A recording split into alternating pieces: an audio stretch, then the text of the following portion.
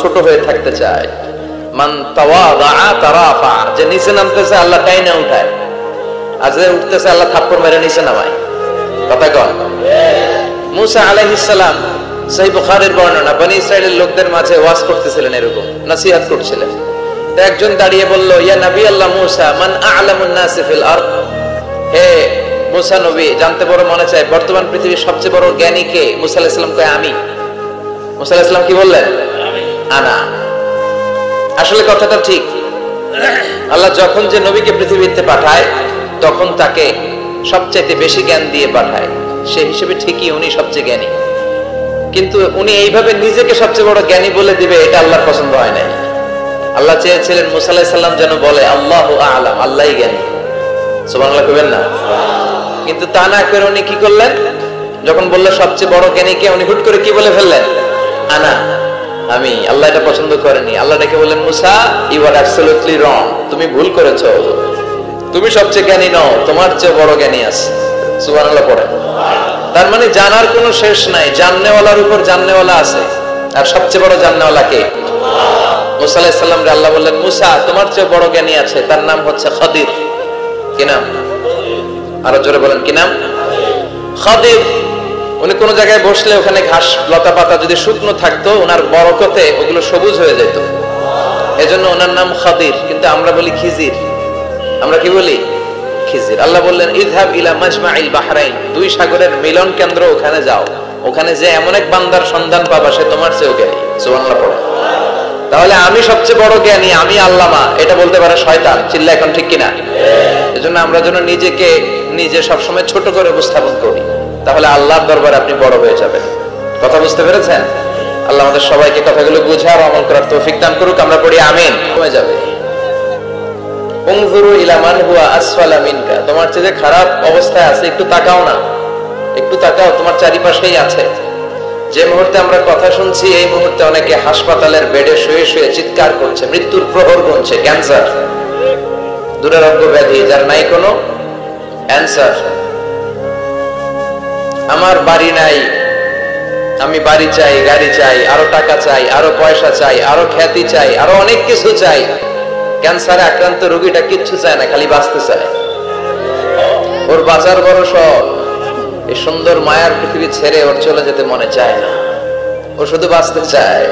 কিন্তু আমাদের এটা লাগবে, ওইটা লাগবে, ওইটা লাগবে। এজন্য ক্যান্সারে যারা আক্রান্ত একটু তাকান না, হাত নাই পা নাই, একটু তাকান কিভাবে তারা লাইফ লিড করে। শেখ সাদি বালাগাল উলা বিকামালিহি একটা কবিতা লিখে বিখ্যাত হয়েছেন। পার্সিয়ান পয়েট, ইরানি কবি। ওনার আর্থিক দৈন্যতা যাচ্ছিল, কিছুদিন ধরে ওনার আর্থিক কিছু সমস্যা, টাকা পয়সা নাই, ফলে ওনার জুতা ছিঁড়ে গিয়েছে, পায়ে জুতা নাই, খালি পায়ে হাঁটে। আর মনে বড় আফসোস, মনে বড় দুঃখ, আমি এত বড় কবি, আমার পায়ে জুতা নাই, আমার পায়ে কি নাই। তো একবার ঘর থেকে বের হয়ে দেখে একটা লোক ভিক্ষা করে খাচ্ছে, ওর দুইটা পায়ে নাই। শেখ সাদির কি নাই? ভিক্ষুকের কি নাই? ভিক্ষুকের দশা দেখে সেজদায় পড়ে গিয়েছে। সেজদায় লুটিয়ে পড়ে আল্লাহর বলে, আল্লাহ শুকর, আলহামদুলিল্লাহ, বেশ ভালো আছি। এজন্য উনজুর ইলা মান হুয়া আসফালা মিনকা, তোমার চেয়ে যে খারাপ অবস্থানে আছে তার দিকে তাকাও। ঋণের বোঝা কাঁধে এত বেশি, প্রতিদিন বাড়িওয়ালা এসে তাড়া করে, ভাড়া দিতে পারে না, এরকম লোক আছে না নাই? গ্যাসের বিল দিতে পারে না, বিদ্যুতের বিল দিতে পারে না, স্ত্রীকে একটা শাড়ি কিনে দিতে পারে না, বাচ্চাদের 3 মাসের 4 মাসের বেতন ভাড়া জমা হয়ে আছে, দিতে পারে না। আহ, কত সুখে আছি আমরা, কত শান্তিতে আছি আমরা, শুকর গুজার হতে চাই না, শুধু অভিযোগ আর অভিযোগ। আল্লাহ বলে, অভিযোগ বাদ দিয়ে দাও। বিশ্বনবী বলেন, তোমার চেয়ে যে খারাপ অবস্থানে আছে একটু ওইদিকে তাকাও, তাহলে দেখবে তুমি অনেক ভালো আছো। এজন্য সব সময় সুখে দুঃখে সর্বাবস্থায় আমরা প্রশংসা করব একজনের, তিনি কে? আর প্রশংসা করলে নিয়ামত বাড়ায় দেয় কে? আর প্রশংসা না করলে শাস্তির জন্য অপেক্ষা করতে হবে। যাহারাল ফাসাদু ফিল বাররি ওয়াল বাহরি বিমা কাসাবাত আইদিন নাস, জলে স্থলে যে জলোচ্ছ্বাস, ভূমিকম্প, অগ্নিকাণ্ড, খরা, দুর্ভিক্ষ এগুলো চলে, এই মহামারী, নানা ধরনের নতুন রোগ, এগুলো আমাদের হাতের কামাই। এগুলো কি? আমাদের হাতের কামাই। আমরা যদি আল্লাহ হয়ে যাই, আল্লাহর জমিনে যদি আল্লাহর দিন কায়েমের চেষ্টা করি, আল্লাহর দেয়া কোরআন অনুযায়ী যদি জীবন চালাই, আমাদের জীবনটারও শান্তিময় করে দিবে কে? আমাদের ধর্মের নামই তো শান্তি। ধর্মের নাম কি? ইসলাম। ইসলাম মানে কি? বিশ্বনবী রাজা বাদশাদের কাছে যখন চিঠি লিখতেন, তিনি প্রথমে শান্তির কথা শোনাতেন। সুবহানাল্লাহ পড়েন। দেখেন কত সুন্দর ধর্ম। আর আমাদেরকে ওরা শান্তি শিখায়, আমাদেরকে মানবাধিকার শিখায়। মানবাধিকারের কথা, শান্তির কথা মানায় একজনের মুখে, তিনি হচ্ছেন মুহাম্মদ সাল্লাল্লাহু। গোটা বিশ্ব তার কাছে ঋণী, তার কাছে কৃতজ্ঞ। তিনি শুধু দিয়েছেন, নেন নাই। সুবহানাল্লাহ পড়েন। তিনি বলেছেন সালামুন আলা মান ইত্তাবাআল হুদা।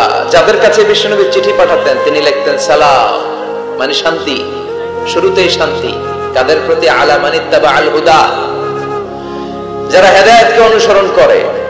রাজা বাদশাদের কাছে বিশ্বনবী চিঠি পাঠাতেন, শান্তির বাণী পাঠাতেন, তারপর লিখতেন আসলিম তাসলাম, ইসলাম মানে শান্তিতে থাকবা, তাহলে আল্লাহর দরবারে আপনি বড় হয়ে যাবেন।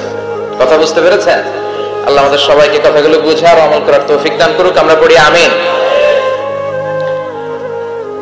কি হয়েছে ওইখানে? মানুষ জায়গা হয় না? আচ্ছা জি, ভলান্টিয়ার্স যারা আছেন তারা ওই যে কাপড়গুলো খুলে দেন। খুলেই তো দিছে, তারপরেও জায়গা হচ্ছে না। কি আর করবেন? একটু কষ্ট করে শুনতে হবে। কষ্ট আছে যেখানে, সওয়াব আছে সেখানে। তারা শুনলে বেশি সওয়াব, তো ওনাদেরকে বেশি সওয়াব থেকে বঞ্চিত করবেন কেন? সওয়াব নেই ওনারা, আপনারা সওয়াব নেন, সওয়াব পাবেন ইনশাআল্লাহ। কষ্ট হচ্ছে না তো?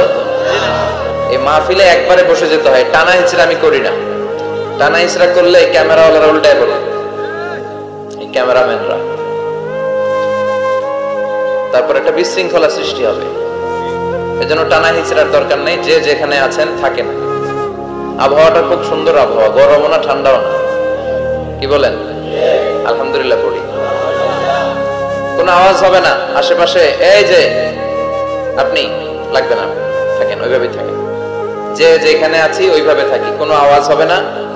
আমার সময় খুব কম, একটু পরেই আমাদের প্রধান মুফাসসির চলে আসবে। উনি আসার আগ পর্যন্ত কিছু কথা আমরা শোনার চেষ্টা করি, শিখার চেষ্টা করি।